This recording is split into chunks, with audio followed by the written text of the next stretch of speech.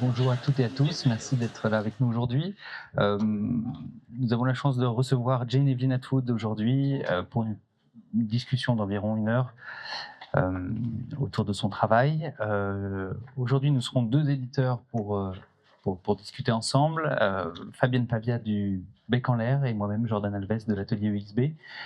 Nous avons la chance de partager une aventure commune qui est celle du travail photographique de Jane Evelyn Atwood. Et donc nous allons nous concentrer aujourd'hui sur l'œuvre de Jane, mais plus particulièrement sur son travail éditorial et sur comment, en rentrant par le sujet photographique et le travail, comment on aboutit à un livre et comment elle a travaillé au fur et à mesure de sa carrière avec différents éditeurs. Et notamment, on va se concentrer sur 4 projets qui me semblent assez forts, 2 publiés par Le Bec en l'air et 2 publiés par l'atelier UXB, un précédemment aux éditions Xavier Barral et puis un plus récent à l'atelier UXB. La discussion sera entrecoupée d'autres petites interactions éditoriales puisque on a la chance d'avoir un certain nombre de livres que Jane a publiés, mais on va malgré tout se concentrer sur 4 titres en particulier et essayer d'en savoir un peu plus à la fois sur ta pratique photographique, Jane, et aussi sur la relation à l'éditeur et à l'inverse, le point de vue de l'éditeur par rapport à sa relation au photographe, à la photographe en l'occurrence. Donc la conversation va commencer par une petite note biographique et qui va nous permettre de recentrer un petit peu l'œuvre de Jane. Et c'est Fabienne qui va s'en charger. Bonjour à tous et à toutes. Quelques éléments biographiques, dont Jane pour commencer, éléments de la biographie officielle que tu ne manqueras peut-être pas de commenter si certains détails ne sont pas exacts. Je connais ta rigueur. Alors Jane, tu es née à New York en 1947 d'une famille, en tout cas d'un père francophile, tu me l'as souvent dit. Si aujourd'hui tu vis en France entre Paris et la Bretagne, tu as gardé un lien avec ton pays où tu te rends régulièrement. Tu t'es installée à Paris en 1971, où tu travaillais alors en journée pour le ministère des PTT, où tu faisais des revues de presse. À l'époque, tu t'es aussi un peu essayée au théâtre, et puis surtout, tu as découvert la photographie. En tout cas, tu as commencé à pratiquer la photographie avec un Nicormat à l'époque. En 1975, une rencontre décisive avec Blondie, une prostituée, avec qui tu vas nouer une relation forte et qui va te permettre de documenter le milieu de la prostitution, rue des Lombards et puis à Pigalle. Tu prends alors parallèlement des cours de technique, de développement à l'American Center de Paris. Tu rencontres le photographe américain Leonard Fritz qui t'encourage à photographier. Tu achètes ton premier Leica. Mais c'est un éditeur allemand, alors que tu vis en France, c'est un éditeur allemand qui le premier publiera la grande série de tes images des prostituées en 1980. Je crois que tu as amené le livre photo que Xavier Barral publiera à son tour dans le magnifique Rue des Lombards, dont va parler Jordan en détail. Dès lors, je dirais que la photographie devient centrale pour toi, devient ta vie, et tu vas enchaîner les reportages avec une particularité, c'est ce qu'on dit souvent de toi, mais c'est tout à fait vrai, celle de longues immersions dans tes sujets, avec à chaque fois ou presque, on le voit sur cette table, des livres à la clé qui mêlent souvent images et textes, car tu fais aussi partie de ces photographes qui aiment écrire et éclairer avec les textes tes images. Pour compléter ce portrait, je dirais que tu es lauréate de nombreux prix, que je ne citerai pas tous, mais je vais quand même citer le prix Eugène Smith, dont tu fus en 1980 la première récipiendaire, le prix Oscar Barnack de Leica Camera, le prix Ernest Haas, un Lucy Award à New York, etc. Tu exposes dans le monde entier, Jane, récemment encore au Japon. Tu animes aussi de nombreux workshops et autres stages, soucieuse que tu es de transmettre ton expérience et d'accompagner les jeunes photographes. Nous allons donc, au cours de cette discussion, raconter à la fois ce long et beau parcours à travers tes publications, mais aussi, Jordan l'a dit, parler de tes livres. Alors, ces publications, elles sont nombreuses, hein, j'en ai dénombré ce matin 14 en comptant les textes d'entretien, mais je viens même d'en découvrir un que je ne connaissais pas. Même si on va parler de 4, ça nous a paru intéressant d'avoir quasi tout sur la table. Merci d'avoir apporté aussi ces livres. Jordan, je te repasse la parole pour commencer cette première évocation de livres qui ont marqué le parcours de Jane. À moins que Jane veuille déjà rajouter quelque chose. Que je vais aller chercher tout de suite. C'est peut-être intéressant, Jane, que tu nous parles du premier livre qui est Légionnaire. Et en fait, ce qui a été intéressant, c'est quand on va s'intéresser à ces 4 livres en particulier, de comprendre aussi qu'est-ce qui t'a amené à faire ces livres-là, les expériences que tu as eues avec les différents éditeurs, même brièvement, puisqu'en fait, souvent, un livre qui marque, un livre marquant, un livre réussi, c'est aussi d'autres expériences avant et de l'expérimentation, de la recherche pour arriver à quelque chose de nouveau. Donc, ce premier livre, c'est le premier livre. Donc, parle-nous de celui-là qui amènera donc Rue des Lombards, dont on va parler juste après. Ça, c'était mon tout premier livre, dont j'étais très, très fière, publié en Allemagne en 1980. Et j'avais trouvé un éditeur à New York, j'ai signé un contrat avec cet éditeur. Et quand je rentrais à Paris, à un moment donné, ils arrêtaient de communiquer avec moi et je me suis renseignée et ils disaient que le grand chef n'était pas dans la réunion qui acceptait de faire le livre. Et quand il a vu qu'on avait fait un contrat avec un photographe qui photographiait des femmes prostituées, il disait pas de question, on va pas sortir ce livre. Donc j'ai pris un avocat pour la première fois de ma vie.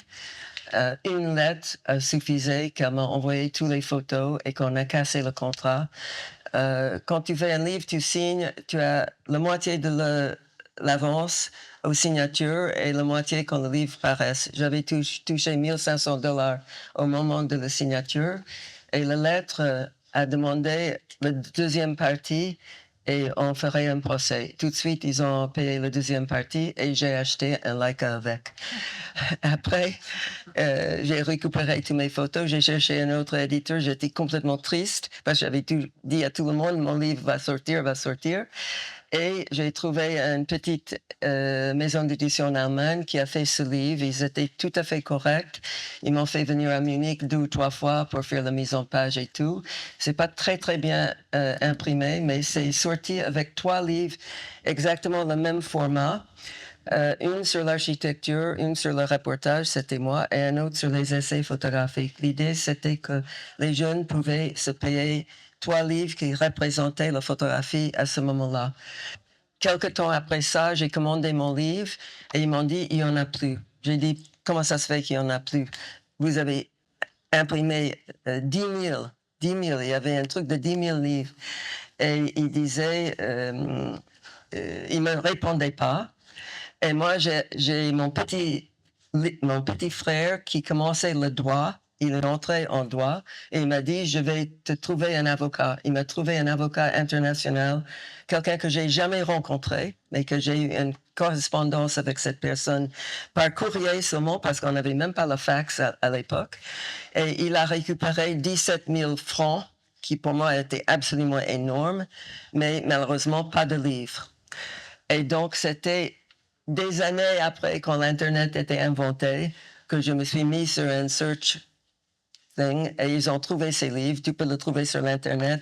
J'ai acheté, 30 livres. J'ai jamais payé plus que 18 €, je pense. Ça coûte pas cher. Mais voilà. Avec chaque livre, au début, je me suis juré de jamais fait un autre livre parce que j'ai eu que des mauvaises expériences avec des éditeurs. Donc une première expérience difficile, donc avec 2 avocats. Continuons dans les expériences difficiles. Peut-être tu veux parler de celui-là. Yeah. Celui-ci, c'était... je peux dire que presque tout mon travail, parce que tout le travail pour lequel je suis connue sont pour la plupart les sujets personnels. Et ça commence par quelque chose de visuel, soit quelque chose que j'ai vu en direct ou quelque chose que j'ai vu à la télé ou dans un magazine ou un journal. Et après, j'ai l'idée, oh, ça m'intéresse de le photographier. Et très vite, je vais faire en sorte que je peux faire les photos. Ça, c'était... j'étais curieux sur la Légion étrangère. J'ai pensé que ça n'existait plus. Et j'étais à Lourdes pour le pèlerinage militaire et j'ai vu un petit groupe de légionnaires qui s'occupaient des personnes âgées. Et je les ai suivis en photo et quand je suis rentrée à Paris, je les ai écrits disant « Est-ce que je peux vous photographier ?» parce qu'ils partaient à Beyrouth. Et eux, ils étaient si naïfs que moi, ils ne savaient pas qu'il fallait passer par le ministère de la Défense. Et donc, ils ont dit « Oui, vous pouvez venir à Beyrouth avec nous. » J'ai dit « OK. » Ça, c'était en 1983. Et je suis allée à Beyrouth et 3 jours après que je suis arrivée, on était bombardés et c'était plus d'obus en août et septembre de 1983 que pendant toute la Deuxième Guerre mondiale. J'étais bloquée avec la Légion pendant 6 semaines, c'est comme ça que j'ai pu faire le travail. Mais je ne voulais pas limiter ce livre à Beyrouth. Je voulais que ça soit vraiment la vie quotidienne des légionnaires. Et donc, j'ai resté avec le même régiment. C'était le premier REC, Régiment étranger de cavalerie. Et j'ai descendu à Orange après notre expérience à Beyrouth, qui était hyper dangereux, où il y avait 28 légionnaires tués que j'avais photographiés. Ils m'ont complètement accepté. C'est comme ça, j'étais accepté. C'était grâce à eux. Et donc, j'ai pu faire ce livre. Ça, c'est le train qui va à Lourdes pour le pèlerinage militaire. Et j'ai trouvé cet éditeur, Hologramme, ça s'appelait à l'époque. C'était un nouveau éditeur. Il y avait des gens de Magnum qui avaient travaillé avec lui. Et tout le monde était excité parce qu'il avait beaucoup de goût pour l'impression des livres. À l'époque, le peur pour les photographes, c'est que le livre de photos n'allait pas être bien imprimé. Et lui, il faisait en sorte que c'était bien imprimé. Mais quand j'ai commencé à travailler avec lui, au fait, il était une personne de l'extrême droite. Il a voulu faire un livre pro-militaire, qui n'était pas du tout mon propos. Moi, j'ai vu les légionnaires comme un groupe d'hommes un peu particulier qui luttaient de ne pas être à la charge de quelqu'un. Et ils s'engageaient à la Légion pour se sauver leur peau, en quelque sorte. Un tout petit peu comme les prostituées qui font le tapin, si vous voulez. En tout cas, décidément, tes expériences avec les éditeurs n'étaient pas très concluantes au départ. Il était temps que tu nous rencontres, Jane. Tiens, vous racontez le niveau qui était très, très bas à ce moment-là, où j'avais écrit une petite préface où j'ai utilisé le mot « déserte ». J'ai dit, il y a des légionnaires qui désertent, il y a d'autres qui s'engagent, etc., etc. Et cet éditeur a dit, on ne peut pas faire un livre parlant de la Légion et utiliser le mot « déserte ». Personne ne va acheter le livre. Oui, déserté. Déserté, yeah. Et moi, j'ai dit, mais c'est ça qui se passe. Il n'y a pas de quelque chose de mauvais. Et je parlais au téléphone avec cet éditeur et dans le son de loin, c'était lui et un copain à lui qui était, soi-disant, un général dans l'armée française, et il rigolait. Et j'ai dit, mais qu'est-ce qui se passe? Et il m'a répondu, mon copain parie une nuit avec toi. On ne peut pas utiliser le mot déserté dans un livre. Il parie une nuit avec toi. Donc, à ce moment-là, j'ai raccroché au nez, j'ai encore pris mon avocat et finalement, le livre est sorti comme j'ai voulu. C'est mis en page par Roman Slislevitz, qui était un des grands designers à l'époque. Et le livre est sorti comme j'ai voulu. Mais bon, encore une fois, j'ai dit je ne vais jamais publier un autre livre parce que c'est tellement horrible, les expériences avec les maisons d'édition. Mais parce que j'adore les livres, j'ai continué à faire les livres. Voilà. Donc, 2 belles expériences positives qui t'ont amené. Est-ce qu'on continue sur les autres livres ou est-ce que tu veux qu'on passe sur. Tu veux parler rapidement des autres livres? Okay, la première très bonne expérience que j'ai eue était avec Le Seuil, avec un designer qui était employé par Le Seuil, Valérie Gauthier, je pense que c'était son nom, et Charlotte, qui travaille avec vous maintenant, elle était au Seuil à ce moment-là. Charlotte Debiol, qui est donc responsable de la chef de fabrication. Oui, et le livre qui était un total échec financièrement, parce qu'on n'aime pas regarder les gens noirs, sans jambes ou bras. Mais moi, j'adore ce livre. C'est un livre sur les victimes de minaudetés personnelles dans 5 pays. Avec la moitié du livre, c'est des textes où j'ai écrit comment c'était de traverser ces pays minés comme femme et de rencontrer ces gens qui étaient blessés à vie par ces minaudetés personnelles. C'est ça, ce livre. Après ça, il y a Haïti. Ça a commencé avec une commande d'Action contre la faim. Haïti, il y avait une liste de pays et Haïti était sur la liste. Et j'ai dit, je veux aller en Haïti parce que je n'étais jamais dans cette région du monde, la Caraïbe.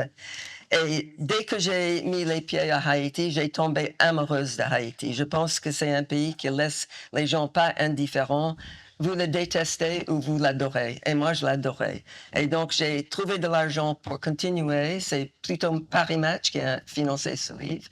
Et j'ai travaillé 3 ans de plus pour faire du street photography, quelque chose que je fais très, très rarement. Mais tout ce livre, c'est de street photography. Je connaissais à peine les gens qui sont dans les photos.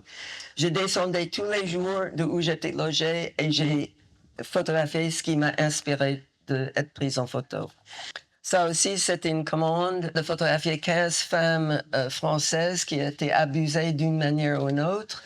Xavier Barral, qui était en vie à l'époque, il nous a fait le livre gratuitement pour que ça coûte rien, pour que les gens pouvaient se payer ce livre. Les textes sont des enregistrements des femmes qui racontent qu'est-ce qui les est arrivé et comment elles sont sorties après. Et les photos c'est pas des grandes photos, c'est des illustrations pour les textes plutôt. Après, il y a des aveugles qui est une photo poche grâce à Robert Delpire, un des très, très grands éditeurs, et qui adorait mon travail sur les aveugles et qui m'a toujours soutenu. Et il m'a proposé une photo poche qui vient d'être épuisée. Maintenant, c'est fini, cette photo poche. La deuxième photo poche, qui est le plus important, c'est une monographie où la photographe est le sujet du livre. Or, là, c'est le sujet du livre, c'est un sujet fait par un photographe. Il faut être vieille si vous faites une photographie, une monographie comme ça. Il faut avoir eu beaucoup de travail avant. Et c'est comme une sorte de rétrospective. Ce sont des petits livres que Delpire a inventés quand Mitterrand était élu et Jacques Lang était ministère de la Culture. Et il a demandé à Delpire, qu'est-ce que vous voulez faire? Il a dit, je veux faire un livre qui est bien imprimé et que tout le monde peut acheter. J'aimerais qu'on revienne peut-être sur le travail qui a mené à Rue des Lombards.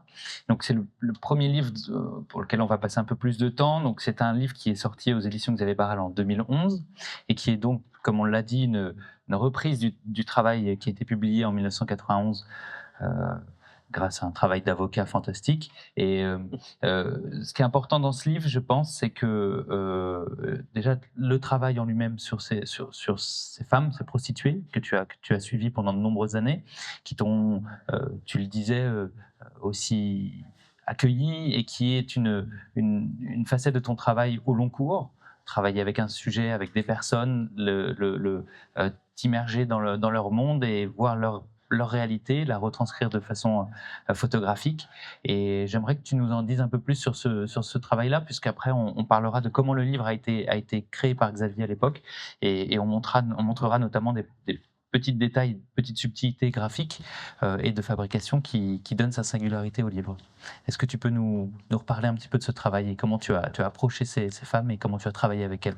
Alors, au début, je cherchais quelque chose à faire avec ma créativité et j'avais cette Nicormat. Quelqu'un m'a dit un bon appareil, c'est un Nicormat. Donc, j'ai acheté un Nicormat. Quand j'ai décidé, j'allais faire de la photo. Et la seule référence que moi j'avais dans la photo, c'était Diane Arbus. J'ai voulu copier Diane Arbus parce que j'adorais les gens qui étaient dans ces photos. Ces gens sont mes gens. J'étais toujours attirée par des gens un peu particuliers. Et j'ai commencé à aller dans les vernissages tous les mardis soirs à Paris, où j'ai pensé que j'allais trouver des gens intéressants. J'ai trouvé beaucoup de gens totalement ennuyeux, même s'ils étaient un peu exotiques avec leurs habits, pour la petite jeune et naïve américaine que j'étais. Et il y avait quand même une qui m'a dit qu'elle connaissait une prostituée. Et alors, tout de suite, j'ai dit, mais ramenez voir cette prostituée, parce que moi-même, j'avais vu les prostituées dans la rue, chuchotant aux hommes qui passaient. Et j'avais beaucoup de questions. Comment elle arrive à faire ça? Pourquoi elle fait ça? Etc. Donc, elle m'a ramené 19 rue des Lombards. Et j'ai rencontré Blondine, qui est la figure principale de ce livre. Et je me souviens, on est allé en face dans un bar et on a bu du champagne, qui pour moi, c'était la chose la plus chic. Et j'étais très timide, je parlais pas bien français, et j'ai pas parlé. Et à un moment donné, Blondine a dit, mais qu'est-ce qu'elle a, la petite américaine? Elle parle pas. Et j'étais embarrassée parce que elle pensait que je l'aimais pas. Au fait, j'étais juste trop impressionnée par elle. Et au fait, je l'adorais déjà et j'ai su que j'ai voulu la photographier. Et donc, quand je suis quitté la rue des Lombards ce soir-là, je lui ai écrit une lettre. Et la lettre est publiée dans le livre. C'est un ami américain qui m'a aidé avec la lettre. Il est très mal écrit en français parce que lui, il parlait pas bien français. Donc, et Blondine m'a dit, elle m'a téléphoné, elle m'a dit, viens me voir. Et ça a commencé comme ça. Et au début, je restais dans la rue parce que j'avais pas le courage de demander d'entrer dans l'immeuble. Et j'ai photographié que Blondine. Et peu à peu, il y avait certaines femmes qui me demandaient de les prendre en photo, ou moi, j'ai trouvé le courage de les demander, est-ce que je peux vous prendre en photo? J'ai eu énormément de refus, bien sûr, énormément.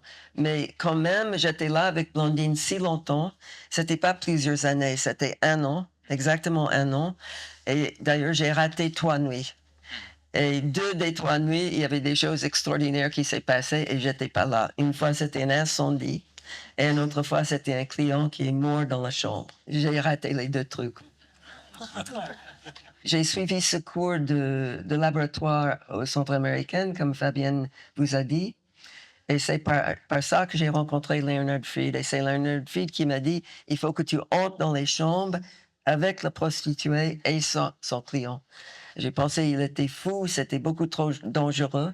Et aussi, j'étais très pudique et l'idée m'embarrassait de me trouver dans cette situation avec le client et la prostituée.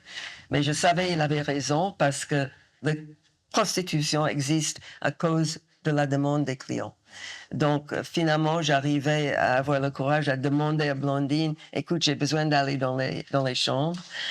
Et un soir, elle m'a tapé sur l'épaule quand elle est montée avec un client et je l'ai suivie.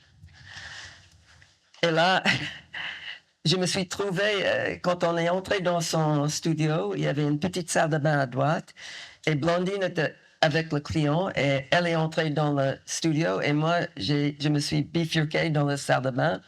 J'avais très, très peur. J'étais en train de jurer contre Leonard Fried pourquoi j'ai suivi ce qu'il m'a dit de faire. Qu'est-ce que je vais faire maintenant? Je suis bloquée dans cette salle de bain. J'avais vraiment très, très peur. Et Blondine, parce que c'était une très bonne prostituée, j'entendais, elle lui faisait une litanie de toutes les choses vicieuses qu'elle allait lui faire pour cet argent qu'il allait lui payer. Et à un moment donné, elle a dit, mon chou, je vais te mettre la mauvaise cagoule sur la tête. Parce qu'il paraît qu'une cagoule en latex, ça excitait sexuellement ces hommes. Parce que ce que j'ai oublié de te dire, c'est que c'était un immeuble pour les clients masochistes. Et au fait, les prostituées ne couchaient pas avec ces clients. Elle les fouettait, elle les coupait avec les rasoirs, elle les a brûlés avec les cigarettes.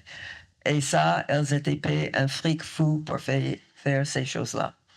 Donc, j'ai entendu ce que Blondine était en train de dire, ce qu'elle allait faire à ce type. Et je regarde par la porte de la salle de bain, il y avait un miroir sur le mur, et je vois dans ce miroir une scène absolument extraordinaire, digne de Jean Genet, avec ce type à genoux, cagoulé comme ça, et Blondine avec son fouet comme ça. Et j'ai fait la photo. Et après, je tourne vers le studio, je pense que j'ai fait 2 photos de plus, et je me suis partie. Alors, quand je dis j'ai tout appris rue des Lombards, rue des Lombards était mon école de photographie. J'ai appris de ne pas être trop gourmande. J'ai appris de partir avant que j'avais un problème. J'ai appris d'écouter surtout. Vraiment, écouter peut te sauver la vie si tu fais des photos comme moi je fais. J'ai appris d'avoir beaucoup de patience, beaucoup. Voilà, et d'avoir toujours un allié. J'ai toujours un allié. Dans Rue des Lombards, c'était Blondine, évidemment. Effectivement, c'est des motifs qu'on va retrouver dans tes autres séries et dans tes autres livres. Oui. Ce qui est important dans celui-ci, je pense, c'est aussi le traitement qui a été fait à tes images, qui est différent des autres livres qu'on vient de voir. Il y a des petits éléments très noirs comme ça qui rappellent l'atmosphère de l'immeuble et de ses studios. Et on tourne autour avant de rentrer effectivement avec toi dans les chambres. Ça, c'est le séquençage, c'est l'editing. Et il y a sur le coffret, enfin sur le fourreau et sur la couverture une impression très légère de motifs comme ça très typés et dans noir sur noir. Et est-ce que toi, tu sais d'où vient ce motif? C'est les rideaux, non? Non, alors ça c'est pour dire jusqu'à quel point Xavier Barral était un grand éditeur. Une fois, je suis allée au bureau, il n'était pas là. Et les filles ont dit, il est à Versailles. J'ai dit, qu'est-ce qu'il fout à Versailles, tu vois? Qu'est-ce qu'il faisait? Il scannait le motif du mur du palais de Versailles. Et c'est ça qui se trouve sur le livre.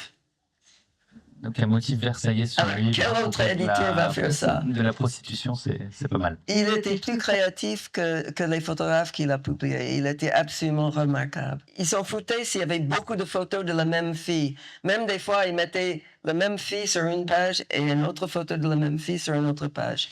Il dit si la photo est bien, c'est dans le livre. Or, moi, j'avais fait très attention avec le petit livre au début de ne pas mettre trop de photos de Blondine, parce que j'ai voulu parler de tous les autres, etc. Toutes ces règles qu'il faut oublier, au fait, si tu fais un beau livre. Et Xavier les a oubliées. Et il a fait peut-être le plus beau livre que j'ai. Oui, un engagement total dans la production du livre et autant dans sa fabrication que dans sa conception éditoriale et artistique. Et oui, excusez-moi, je t'interromps, parce que c'est aussi grâce à Xavier que j'ai pu écrire le texte. Parce qu'il a dit au début, je veux faire un livre social. J'ai dit, OK, moi non plus.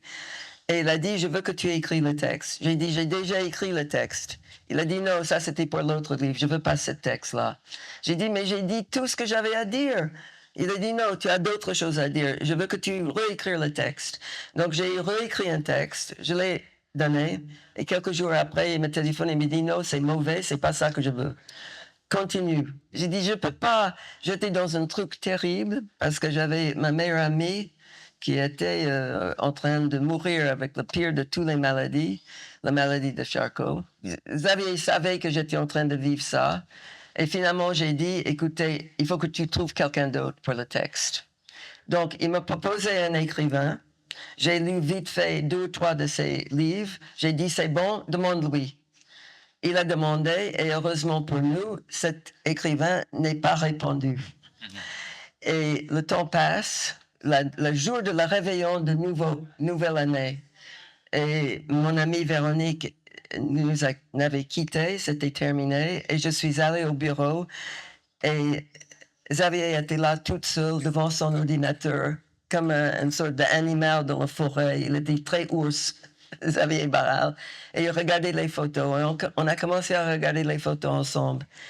Et de temps en temps, je disais quelque chose à propos d'une des photos, ou une fille dans la photo. Il m'a dit, mais tu n'as pas dit ça dans le texte. Et on continuait à regarder, et j'ai dit autre chose. Il dit, mais pourquoi tu n'as pas dit ça dans le texte? Et ça continuait comme ça. Et finalement, j'ai dit, mais c'est ça que tu veux? Il a dit, oui. Pourquoi tu n'as pas dit tout ça dans le texte?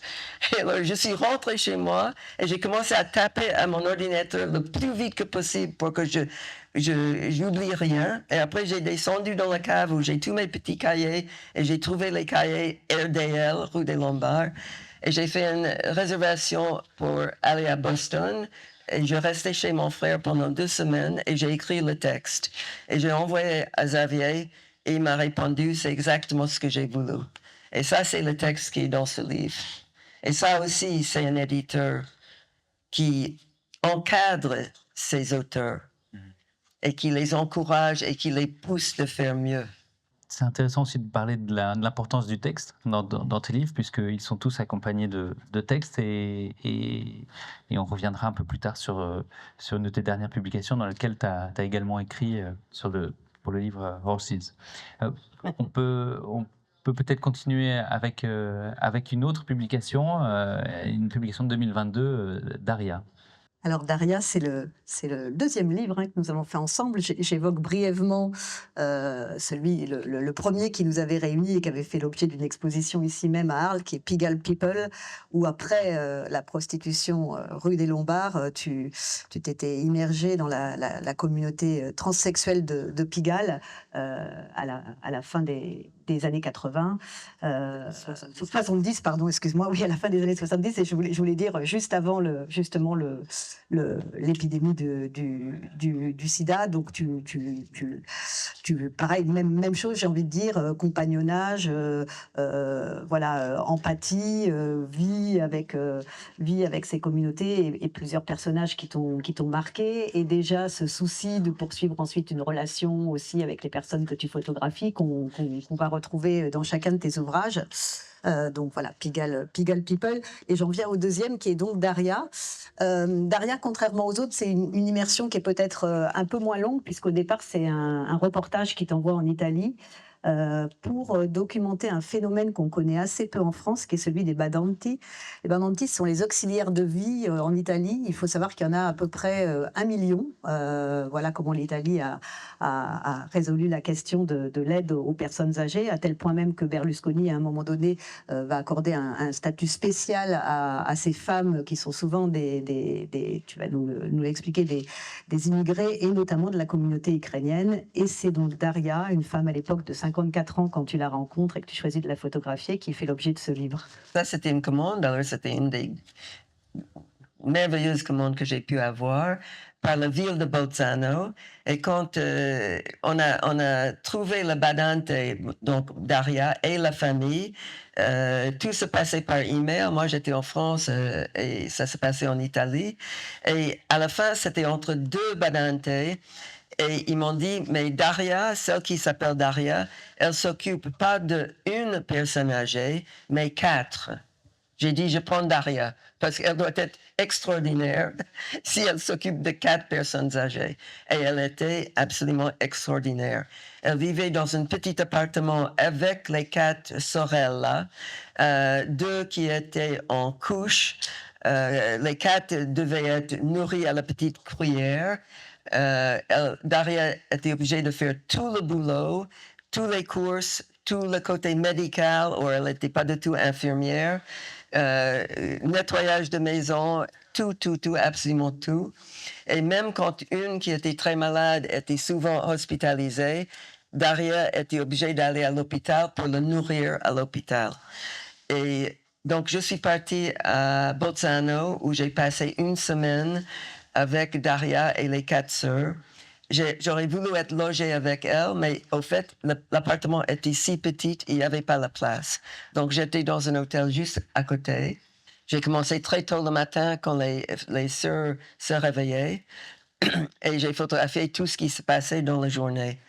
Après, la seule chose qui est un peu faux avec le livre, c'est qu'on a voulu aussi photographier la vie de Daria en Ukraine et la famille qu'elle a laissée derrière elle. Et normalement, elle allait le mois d'août. Et j'étais en train de travailler en automne. Et donc, on a changé pour elle d'aller en novembre ou décembre, quelque chose comme ça. En hiver, en tout cas. En hiver, yeah. Et il y a une partie au milieu la première partie, c'est en Italie. La deuxième partie, c'est en Ukraine, dans son village, avec ses 2 filles et son mari. Et avant ça, il y a une partie avec elle où elle met des bigoudis, elle prend un bain, elle a un peu de temps à elle-même. Mais même pendant ces heures de repos en Italie, elle travaillait chez une autre femme, une grande bourgeoise qui avait beaucoup de fric, parce que l'idée de Daria, c'était de gagner le plus d'argent que possible qu'elle pouvait envoyer en Ukraine pour son mari et ses 2 filles. Oui, parce que c'est un livre, je l'ai dit, sur sur la question des personnes âgées, qui est quand même une question cruciale dans nos sociétés occidentales. Il y a des images qui sont difficiles à regarder, qui sont voilà, peu aimables. Là, tu n'éludes rien avec la photo. Je dis souvent que ce livre a quelque chose de très répétitif quand on le feuillette, parce que c'est Daria à chaque page. Voilà, Daria faisant la vaisselle, Daria faisant le ménage, Daria changeant les couches, Daria faisant la toilette, Daria donnant à manger à ses femmes. Et quelque part, je dirais cette sorte pas d'ennui, mais en tout cas de lassitude qu'on peut avoir comme ça en la voyant, c'est finalement, on se l'est dit ensemble en faisant la maquette, parce qu'au départ on s'est dit non, on va peut-être enlever des photos parce que c'est peut-être un peu répétitif, et puis d'un seul coup on s'est dit en fait la force du livre elle est dans la répétition, c'est-à-dire ce qu'on va éprouver en tant que lecteur en tournant ces pages et en voyant sans arrêt ça, en fait c'est ça le quotidien de Daria. Oui, parce que j'ai voulu que les gens qui regardent ce livre, du début jusqu'à la fin, sont si épuisés que Daria, quand elle a fini une journée de travail. Et c'est comme ça le livre est conçu, au fait. Et au-delà de ça, il y a la question de la migration, il y a cette question, je dirais, universelle des exilés, c'est-à-dire qui partent en pensant qu'ils vont revenir, qui commencent à envoyer de l'argent à la famille elle-même construit sa vie, hein, le mari de Daria et ses filles, quand elles rentrent, on le voit très bien, la maison elle a changé, et en fait elle n'est plus de là-bas et elle ne sera jamais non plus, voilà, en Italie. Et ça, c'est très beau et c'est très fort d'avoir réussi, dans un seul reportage sur un temps très court, finalement, à embrasser, je dirais, tous ces sujets très, très forts et très profonds, et une fois de plus, qui touchent beaucoup de gens à l'échelle du monde. Oui, et j'ai eu beaucoup de chance parce que Daria a un mari qui est resté avec elle, et il y a des couples qui se séparent. Il y a des badantes qui partent avec un Italien et oublient complètement leur vie en Ukraine. C'était pas le cas avec Daria. Elle avait ses 2 filles qui étaient teenagers à l'époque, des filles adorables qui adoraient leur mère, et la famille était soudée. Et donc, les familles redécoraient la maison avec une décoration absolument horrible d'ailleurs, mais qui coûtait une fortune, tous payés par le travail de badante. Le village où il y a 150 maisons, dont seulement 8 maisons avaient la plomberie, et c'était grâce aux badante dans ces familles-là où ils pouvaient payer la plomberie. Et là aussi, il y a un Voilà, texte qui est morcelé en... Voilà, il y a une petite sorte de chapitre avec Igor, le mari.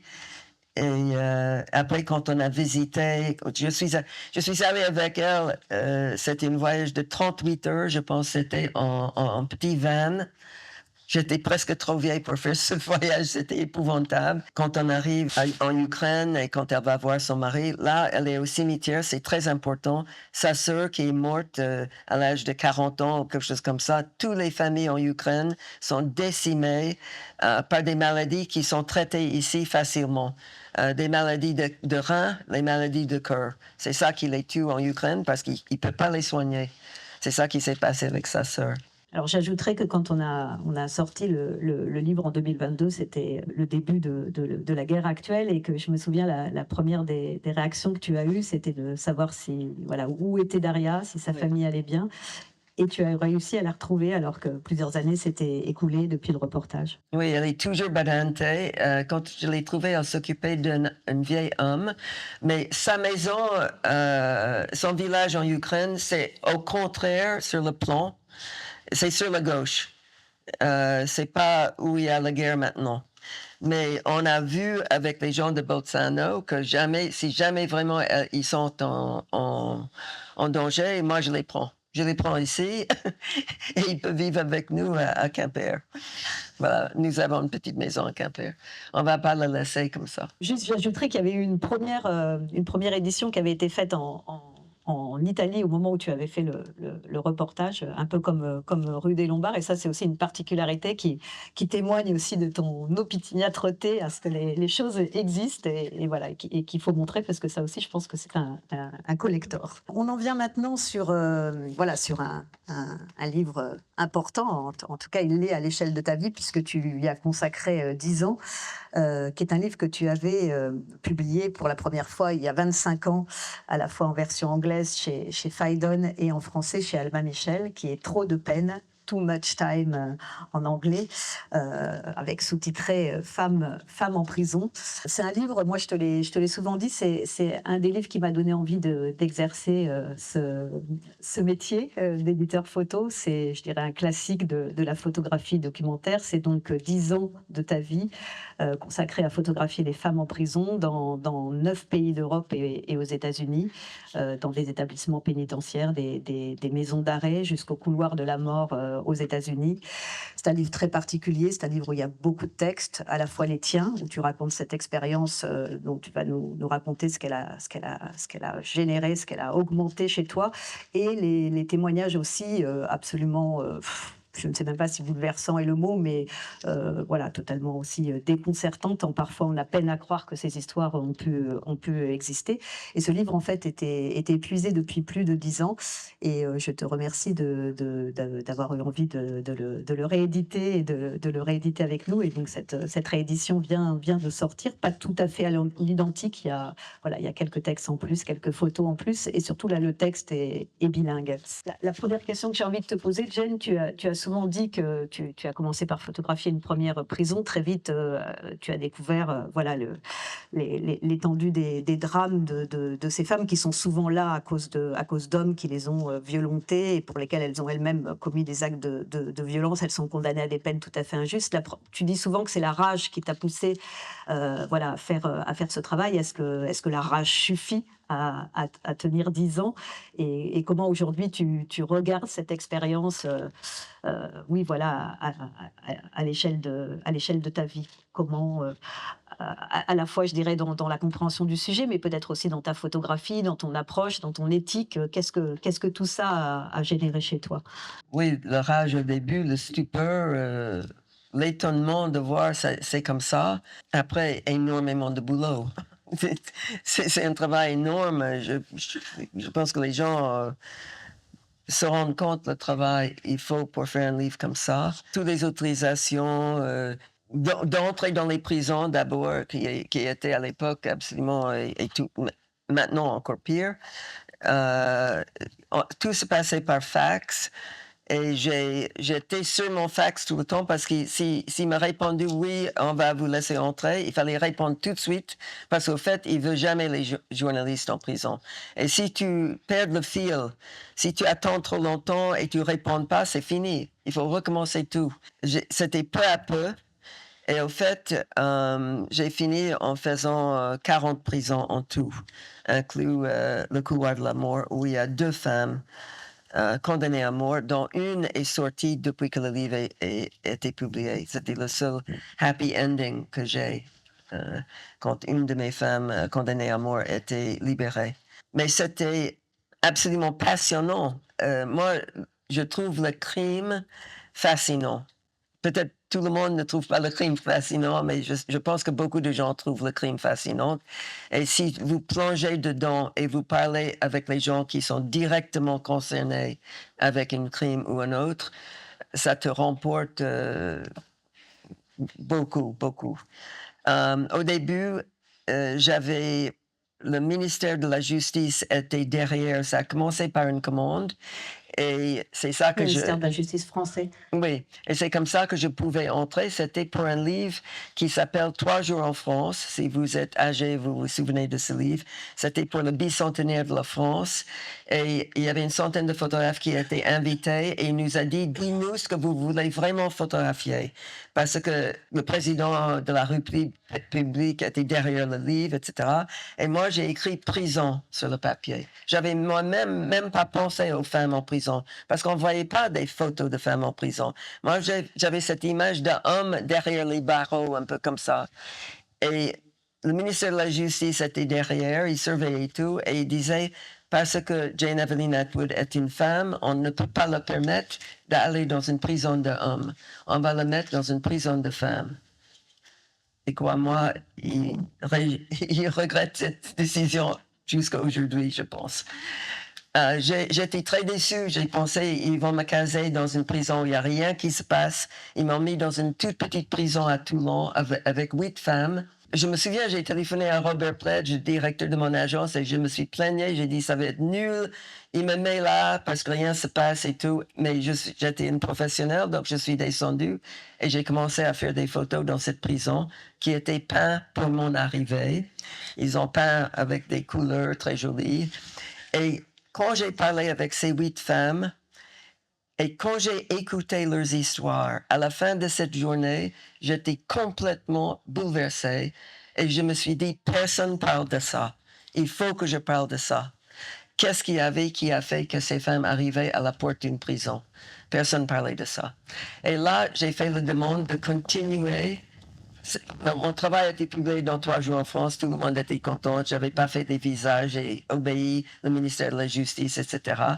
Mais dans le foulée, j'ai demandé aux 8 femmes si j'avais eu l'autorisation de vous de photographier des visages, combien de vous auraient été d'accord d'avoir votre visage dans mon livre? Et 6 des 8 disaient ils auraient signé pour que leur visage soit dans le livre, tu vois. Et donc, j'ai commencé à travailler pour moi-même. Cette fois-là, j'ai refait ma demande. Le ministère de la Justice, qui était contente avec 3 jours en France, disait OK. Il m'a filé 8 prisons, maisons d'arrêt, centre de détention, centre pénitentiaire, tout mélangé. Et j'ai commencé les prisons en France. Et là, à cause de mon avocat, j'ai fait signer les détenus si elles voulaient être photographiées. Et pour ce livre, il fallait faire très attention parce qu'il y avait beaucoup de filles qui disaient non, je ne veux pas être photographiée. Lundi et mercredi, elles disaient oh Jane, j'ai changé mon avis, je veux être photographiée, je veux être dans ton livre. Alors moi, en tant que photographe, qui faisait un sujet qui était tellement délicat et que j'étais responsable de ces photos, mais aussi de ces jeunes filles qui vivent dans une bulle quand elles sont en prison. Elles ne réfléchissent pas à ce qui va se passer plus tard quand elles sortent. J'ai dit, écoutez, si vous avez une grand-mère en Ardèche ou quelque part comme ça, il faut pas que elle ne sait pas que vous êtes en prison, il faut que vous signez pas et que vous soyez pas dans mon livre. Parce que je ne voulais pas qu'elle ait un problème et je ne voulais pas que moi j'ai un problème non plus. Et ça a pris énormément de temps, d'être sûr que tout le monde qui est dans le livre a signé une autorisation et qui était d'accord d'être publié. Et puis, il y a une photo dont j'aimerais qu'on parle, et puis ensuite on passera à un autre livre. Elles ne sont pas si fréquentes, les photos qui, au 15e siècle, c'est joli, comme lapsus, au 20e siècle, ont changé la loi. Je te laisse parler d'une photo qui a contribué à changer la loi aux États-Unis, ce qui n'est pas rien, et en Angleterre. Je te laisse raconter cette photo de l'accouchement. De l'accouchement, oui. La photo où une femme accouche menottée. Ça arrivait comme ça en France, comme ça arrivait comme ça aux États-Unis. En France, vous n'aurez pu jamais la photographier. Il ne vous permettrait pas de photographier ça. Moi, j'entrais dans une maison d'arrêt en Alaska. La fille était enceinte. Il y avait toujours dans chaque prison où je passais 2 ou 3 femmes qui étaient enceintes. Mais j'aurais pu jamais organiser ma venue pour l'accouchement. C'était quasiment impossible de faire. Cette fille-là, elle était d'accord d'être photographiée. Elle était 7 mois enceinte. Elle a signé une autorisation. J'ai fait un tas de photos. J'ai photographié d'autres filles. Je rentrais dans mon hôtel. Et le lendemain, quand je suis retournée à la prison, elle n'était pas là. Et l'administration a dit, elle accouche prématurée. Elle a perdu des os. Elle est à l'hôpital. Et donc, j'ai filé à l'hôpital. Elle était toujours d'accord d'être photographiée. Et je l'ai photographiée. Et j'ai fait cette série de photos, voilà. Dans le premier livre, c'est peut-être intéressant de montrer le premier livre. J'ai fait l'erreur de tomber dans l'anecdote. J'ai 3 photos qui traversent les 2 pages. Mais pour cette édition, j'ai éliminé 2 photos et j'ai mis le plus fort comme une double page. Ça, c'est un des changements avec ce livre. Et il y a une autre photo où elle retourne dans sa chambre, entravée aux pieds, menottée, avec un gardien avec un pistolet et un autre gardien qui reste dehors de sa chambre avec la chambre ouverte, la porte ouverte. C'était un hôpital de la ville, un hôpital pour tout le monde normal, comme vous, comme moi. Et cette fille, traitée comme ça, c'était absolument dégradant. Quand j'ai publié cette photo et quand j'ai publié la photo des filles dans les cages en Russie, pour une soi-disant promenade, 20 minutes dans les cages dehors comme des chiens. Amnesty International m'a téléphoné tout de suite et m'ont demandé est-ce que c'est vrai? Est-ce que c'est vrai comme ça dans cette prison? On a eu une longue conversation, j'ai dit c'est tout à fait vrai et ils m'ont dit on va inspecter cette prison à cause de ces photos-là. Comme quoi, des fois, des photos peuvent avoir un vrai retour. Un vrai impact, oui. Et tu as continué d'avoir, à la fin du livre, on cite quelques correspondances. Là encore, hein, cette relation au long cours, parce que je pense que tu as bouleversé et sans doute accompagné ces femmes dans ce qu'elles vivaient de plus douloureux. Et tu as entretenu des correspondances avec elles pendant de longues années. Et ces correspondances, je le disais à Jordan avant cette rencontre, voilà, pourraient faire presque un livre, elles aussi, tant elles sont intenses et qu'elles nous plongent au cœur de ce qu'il y a de plus, voilà, à la fois de plus sombre et de plus vital dans la nature humaine. On va parler maintenant d'un sujet, voilà, peut-être voilà, moins, moins lourd et qui est aussi un sujet que beaucoup, je pense, beaucoup de personnes ne savaient pas que tu nourrissais une passion pour les chevaux, tout à fait. C'est intéressant de terminer sur ce livre-là parce que je pense que c'est probablement le plus surprenant dans tous ceux qu'on a montré par le sujet, puisque on connaît donc maintenant ton travail très humain, très proche des gens, souvent dans des situations difficiles. Il se trouve que tu as une autre passion et un autre travail au long cours qui a animé ta vie, qui est l'amour des chevaux et l'intérêt que tu as pour les chevaux. Il y a quelques années, tu es venu, donc vous aviez été encore vivant, c'était il y a 6 ans, 6 ou 7 ans, et nous as amené au bureau ton travail et tes tirages, le tirage que tu avais fait sur les chevaux. On a commencé à creuser, le projet s'est été mis en pause, et on a repris il y a quelques années, et on a essayé de comprendre, nous, à l'atelier UXB, qu'est-ce qui t'avait poussé à faire ça, qu'est-ce qui t'intéressait dans les chevaux, et qu'en fait, comment on faisait un livre sur ce sujet-là aujourd'hui. J'aimerais que tu nous parles un peu de ça, puisqu'après, il me semble que dans ce livre-là et dans cette série-là, il y a des réponses photographiques et une recherche aussi plastique et graphique qui est très forte, qu'on a essayé de retranscrire dans le livre, mais qui en fait, qui est aussi un aboutissement, qui est aussi qui dit beaucoup de choses sur tes autres travaux. Est-ce que tu peux nous parler un peu de ce sujet-là? Mais c'était un sujet évident pour moi, mais je n'avais jamais pensé de le faire. Je pense que c'était important pour moi de faire tous les autres sujets, de me débarrasser de ces choses-là. J'avais besoin de les faire, mais j'avais besoin de me débarrasser en forme de livre. Je pense que j'ai fait une confusion tout à l'heure, mais bon, ça ne va rien. Avec Véronique. Yeah. Quand j'ai perdu ma copine Véronique, et j'étais complètement dévastée, et j'ai pensé que je ne vais plus faire de la photo. Je pensais que la photo était finie et que peut-être même j'allais partir aux États-Unis parce que je ne pouvais pas penser que j'allais vivre en France avec tout ce que Véronique voulait dire pour moi. Avec mon travail, elle était très intégrée avec mon travail et tout ça. Et des amis proches disaient, fais pas de décisions, des grandes décisions comme quitter la France maintenant, vous êtes trop fragile, il faut attendre. Un peu de temps après ça, j'ai eu une commande. C'est ça? Oui, une commande avec une résidence en Bretagne. Et j'ai rencontré la personne avec qui je suis maintenant, Sylvain, et il m'a ramené sur l'île de Ouessant. Et sur cette île, il y avait 2 chevaux. Et naturellement, j'ai commencé juste à faire des snapshots de ces 2 chevaux. Et à un moment donné, il y avait comme une ampoule dans ma tête qui s'est allumée. Et je me suis dit, pourquoi je ne fais pas ça comme sujet? Et ça y est, la photographie est revenue, la photographie m'a sauvée. Et j'ai commencé ce sujet qui m'a mis 4 ans et demi sur les chevaux.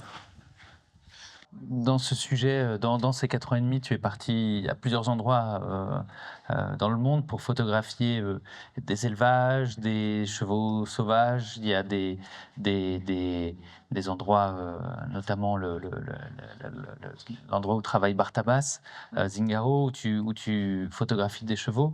Ce qui est intéressant de parler, ce dont il est intéressant de parler, c'est qu'est-ce que tu cherchais avec cette photographie. Et il me semble que dans beaucoup de photographies, ce ne sont pas les chevaux eux-mêmes. C'est qu'il y a parfois de très belles métaphores sur la liberté, sur le paysage. Il y a parfois une recherche formelle très forte sur la matérialité, sur la texture de ces animaux, des endroits qui l'entourent. Et il y a parfois aussi une recherche très photographique avec une composition très forte, un noir et blanc très appuyé, qui est aussi ta marque, je dirais ta marque de fabrique, qui est quelque chose qui te suit. Comment est-ce que tu as cherché, qu'est-ce que tu as cherché en fait dans ce travail? Ouais, d'abord, on avait l'embarras du choix parce qu'il y a des chevaux partout. La chose, c'était... Donc, j'ai demandé à entrer dans les endroits qui avaient des chevaux qui m'attiraient. J'aimais beaucoup les chevaux de trait, par exemple, mais je ne voulais pas faire un livre que avec les chevaux de trait. Et évidemment, j'allais aller en Mongolie parce que Mongolie, c'est tellement connu pour leurs petits chevaux. Donc, j'ai commencé avec ça. Et Bartabas, c'était évident. Et d'autres écuries comme ça. Mais j'ai photographié les chevaux comme je photographie des gens, en fait. Il fallait trouver l'endroit. Il me laissait entrer, mais il ne comprenait pas pourquoi j'ai voulu rester un jour entier dans le même box avec un seul cheval.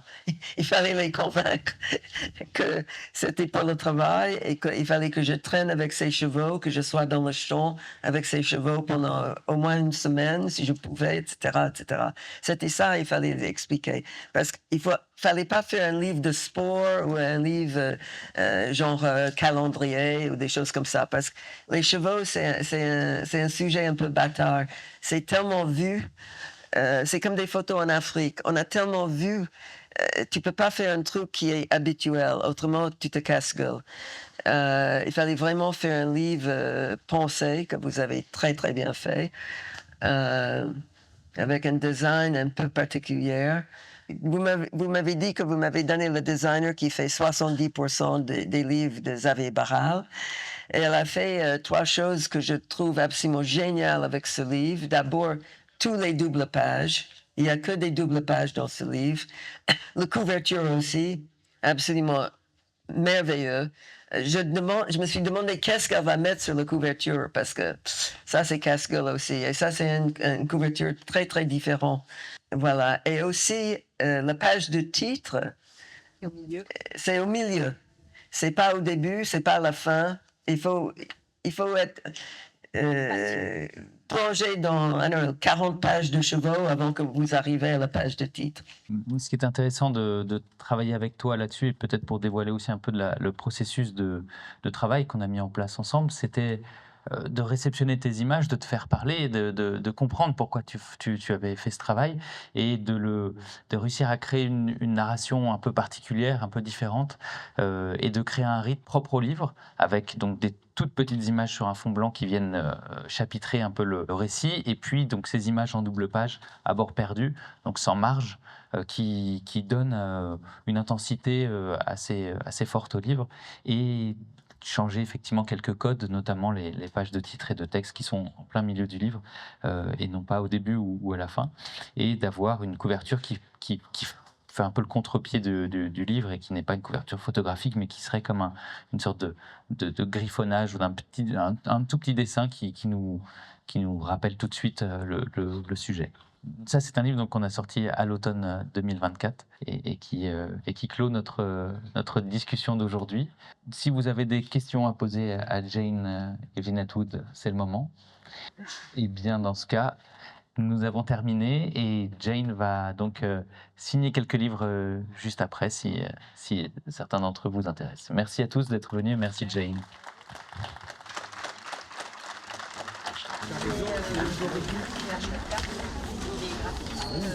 Il va venir avec un papier.